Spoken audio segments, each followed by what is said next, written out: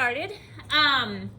So we are talking about plate tectonics. We have mentioned how it works, that the plates are floating on the mantle underneath, and the mantle is like that plasticky, and that there are these convection currents that they're going to flow around on. I don't think Caitlin remembers. I think she needs to redo the whole What? thing. Huh? What? Oh, what? He's just causing trouble. You should start So types of plate boundaries. That's what we're going to talk about today, is where these plates meet. A lot is going on where these big, huge plates of Earth meet. And there are three different kinds. There's divergent boundaries, convergent boundaries, and transform fault boundaries. So divergent boundaries are basically moving away from each other. And this is mostly under the ocean that we see this happening. So basically the plates are moving away and new Earth is being created, and under the ocean is the most common area for this. Convergent boundaries are where they're coming together, and a lot of times we see this where an ocean one is coming up against a land one. They are converging together, and this convergence is making it so that one of them is dipping down underneath the other. We kind of saw that in the video we watched the other day. The other one is transform fault boundaries. And with these, they're basically sliding past each other. So they're sliding side to side and kind of like rubbing against each other. And this is the one that's more common to make earthquakes. This is what we're going to see in California, and we'll talk about that more as we go forward.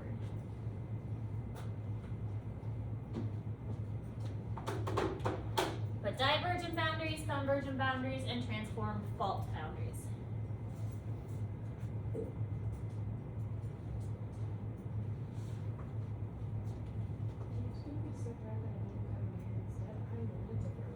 What'd you do?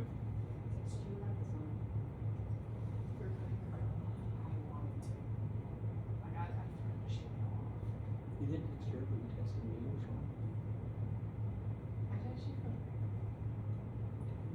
Yeah, me and Caitlin were just. You guys are school friends. Well, I mean, don't get me wrong.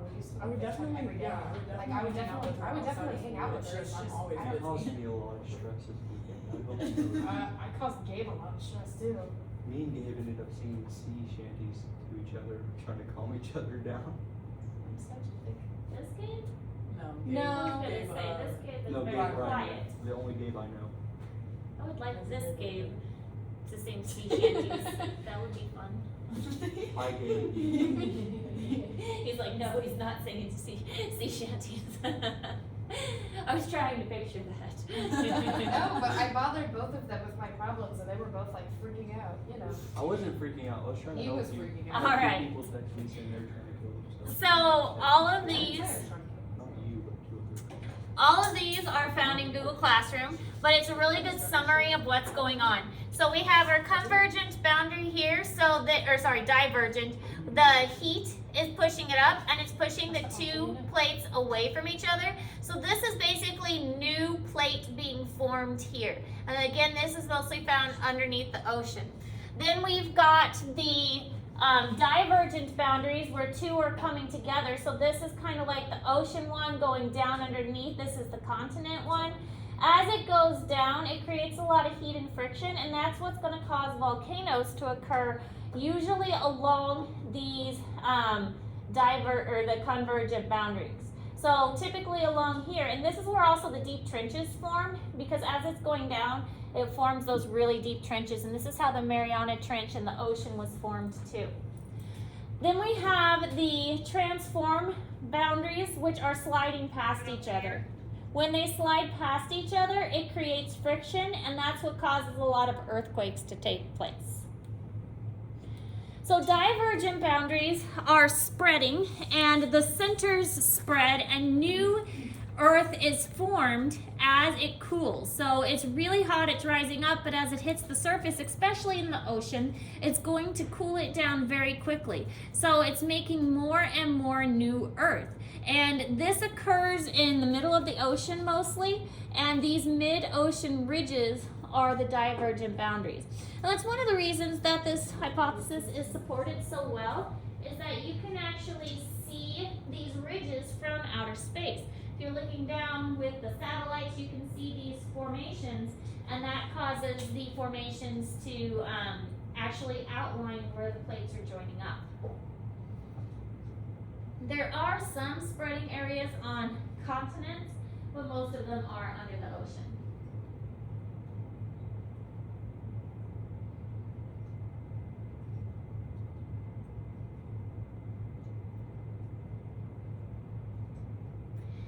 This is a map showing where it takes place. Now, it's kind of backwards, but the gray is actually the continents, and then the color is the ocean. So you can see these big plates that are taking place in the middle of the ocean. So this would be a divergent boundary where the plates are, the mantle is coming up and pushing it apart. Now, convergent boundaries are the opposite, and usually it happens up against land. So we've got the ocean and the ocean crust, and then we've got the land crust. One of the things you'll notice is that the ocean crust is thinner and the land crust is thicker. So it's more likely that the ocean crust is going to go down underneath, and the land crust is going to maintain its shape. It's going to push the ocean underneath. There's a trench that forms there. Again, that's the Mariana Trench. That would be the deepest. It's how it's formed. And because of the friction of it being pushed down, it creates volcanoes and mountain ranges right along the edge. This can occur between oceanic and continental, or two oceans, or also two continents butting up against each other. This is how they believed the Himalayas were formed. When the two plates collided and one of them went underneath the other, it caused the Himalayan mountains to form.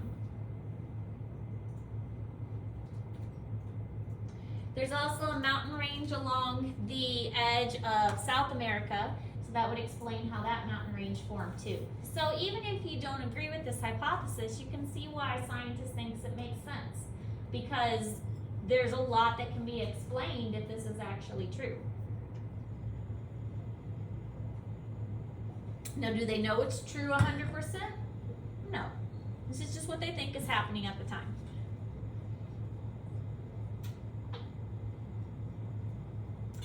All right. Let's see if this works. I can't remember if it's a picture or if it's a video. It is a video.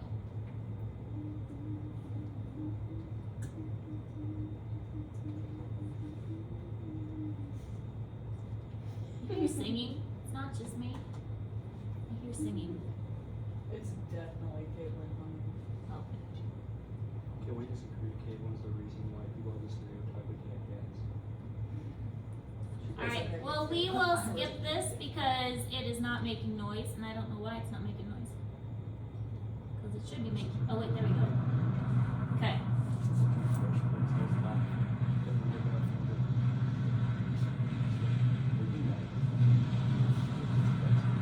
So it's showing how this is the Indian plate, and it's going to come into contact here. It's causing the mountains to form as it rushes into the Eurasian plate. And then Mount Everest had formed right there, the Himalayan mountain range, because India basically collided with the Tibetan plate.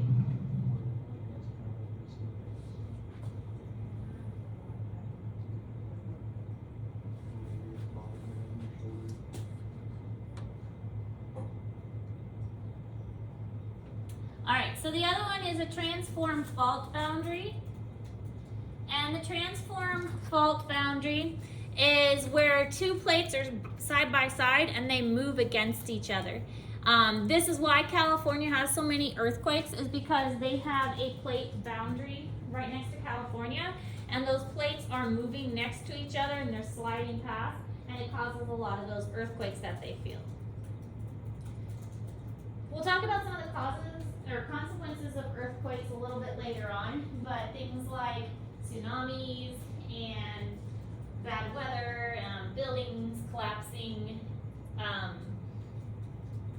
disruptions to water flow, things like that can all result from earthquakes.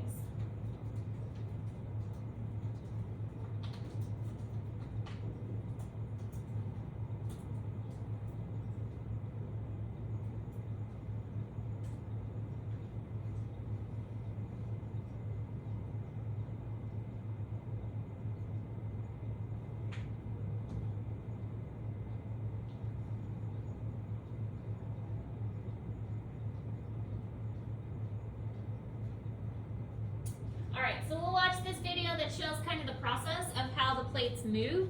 It kind of gives us a visual of what this whole continental drift and plate tectonics really looks like.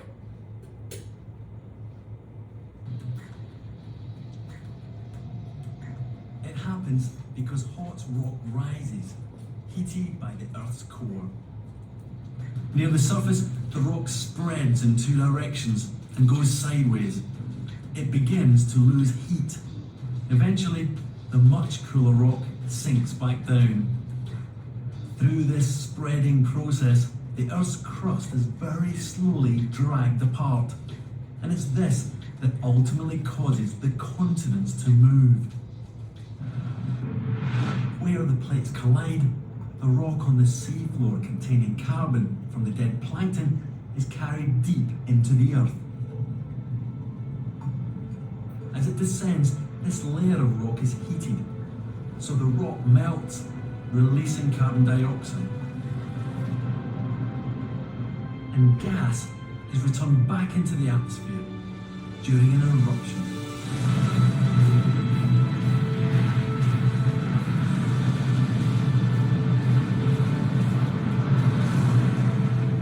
The remarkable cycle is complete.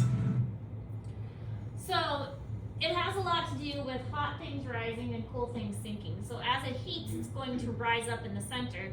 As it starts to cool back down, it's going to start to fall. And as it falls, it's going to eventually reach that hot core again and heat back up. So it does make what those convection currents are, and repeating that process. So the ocean floor is being replaced at a very slow rate. It's not happening very quick, but it's actually happening. So that's all we're going to cover today. We've got convection currents on the mantle allow the movement of the plates. We've got three different kinds of movement: the convergent, divergent, and transform. This helps explain how the plates moved away from Pangea, but if we're still moving at a matter of 3 to 5 centimeters, that's not very much. And so you can imagine how many millions of years it took for the continents to go to the places that they are currently. Any questions about any of that? Okay. I will remind you that parent-teacher conferences are next week. So it is to your advantage to please check your grade and see what you are missing. There's lots of stuff missing and you guys can turn them in. I know some teachers don't take late work. I take late work. I'll take points off for it being late, but I will take late work. So you can still get things turned in and still get points for that. I will say nobody in this class is failing, so good, but let's keep it that way. So get your stuff turned in so that you can get your grades where you want them to be for conferences next week. We have been working on the Pangea argument writing. That information is in Google Classroom. That is due on Friday of this week. But there's a new assignment in Google Classroom as well. It is the plate tectonic boundaries chart that is in Google Classroom. That will also be due on Friday. So 2 things that we're working on: the Pangea argument and then the plate tectonics chart. Both of them due Friday. Your grades were updated, so everything I had is in the grade book for you guys. Any questions? Okay, get to work. You know what you need to do.